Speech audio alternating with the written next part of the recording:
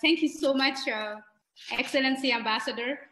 I'm very, very honored to be here. And to be honest, when I saw the flyers, I was like, yes, women empowerment. Like most of the speakers were women. So you are actually already doing a good job in empowering women, making sure that we have space to express our voices, and hoping that those voices will be implemented so that we will implement fully the agenda to advance women empowerment in the world.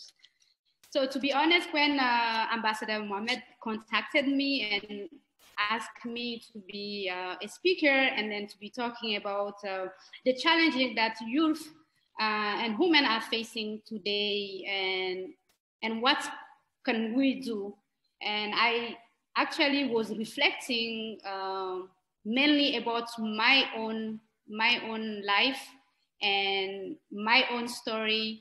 And I feel like the challenges that young people, children, youth, and women were facing 20 years ago are quite similar to the one they are facing today as well. I'm saying this, I'm a founder of an organization which is called Tiwat Peace Network. Tiwat Peace Network seeks to train young women in Africa to be peace ambassadors in the different regions. And this idea came to me because of my own life experiences. I'm gonna present myself. I am Fatima Ansar. I'm originally from Mali. I'm from the northern Mali region, Timbuktu. I'm a Tuareg. So I was raised in a very conservative, traditional family in a Tuareg culture in northern Mali. I was born in 1992. During that time, 1992 to 1995, until today, actually, much haven't changed. Education for young women like me was not something that a young woman would even dream of. Education was like an utopic dream.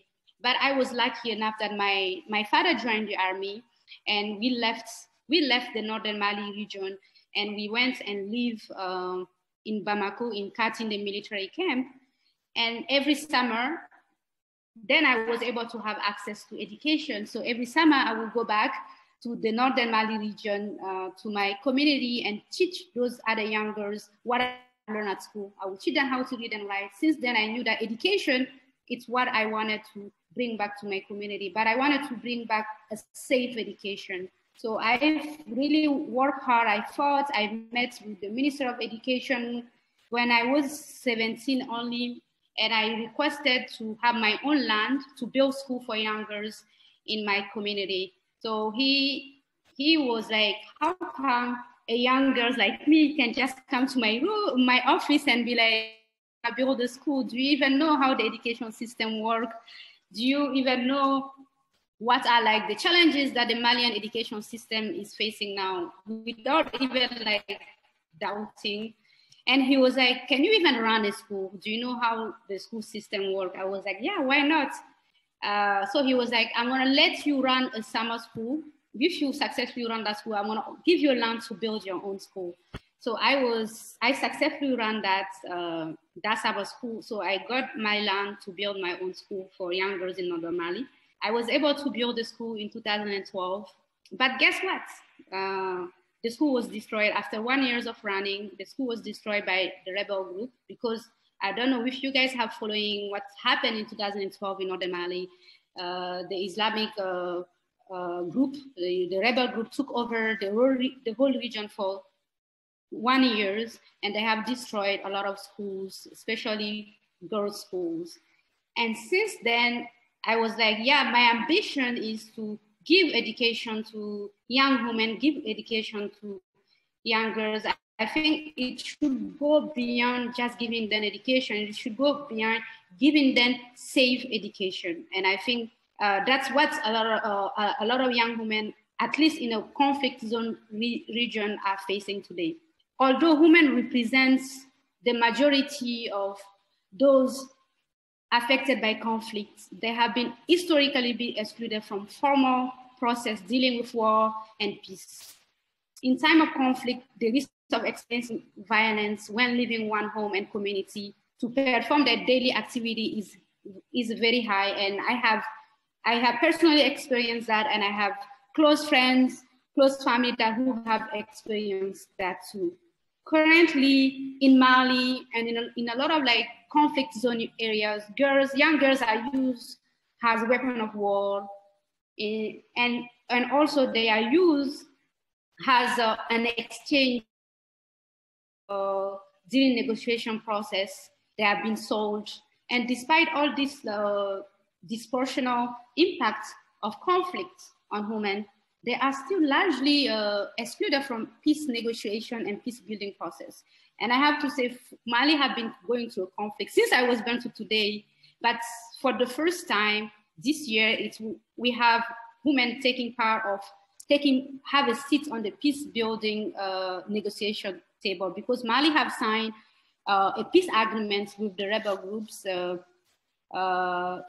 2015, and since 2015 to 2021, no women have ever taken a seat on that meeting, and we have to fight for it. And it took a youngest female Minister of Foreign Affairs, and me, I was in her cabinet as her special advisor, and it took us and other young women as well to really fight to convince the government to look for funding and to give space for women in that decision-making table, because there is no other people who know the experience that women are facing more than women themselves. And I have to say, even with the international law, the international human rights, and all these conventions, gender equality is essential for sustainable development and sustainable peace. Women represent, at least in Africa, more than half of 1.2 billion of the African population. To be more specific, around 600 million African are women. And there are so many major standing barriers to achieve gender equality. And one of the biggest one is lack of access to education and poor retention of girls in school, economic inclusion and financial system that perpetuates the discrimination, limited participation in political and public life, gender-based violence, harmful cultural practices, and exclusion of women from peace-building tables. The Convention on the Elimination of All Forms of Discrimination Against Women, CEDAW, an international treaty adopted in 1979 by the United General Assembly, which is described as the International Bill of Rights for Women, and it is a global policy on gender equality. This is a very important international convention which was signed and ratified by numerous countries. As of today, if my number is right, around 178 countries have signed it and ratified it. But if I'm correct, how many of those countries that have signed and ratified this important treaty fully apply it in their respective country? I would tell you there are very few countries. We have to come out with a good mechanism to respect and apply the treaties that we have signed. There is one thing to make law, but the most important thing is to apply it fully as well. So I demand to different stakeholders, global policy influencers, educational activists to be fully engaged to the implementation of Women Global Bill of Rights. The global development and global peace depend on how we treat and integrate women and girls in our society. We should immediately provide women and girls with the space and opportunity to participate fully in their community from the top to the lowest level.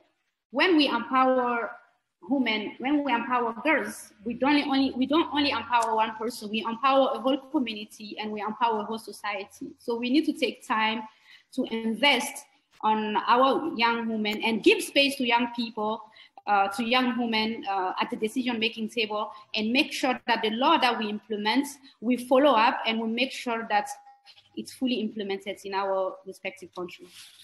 Thank you. Thank you, Fatima.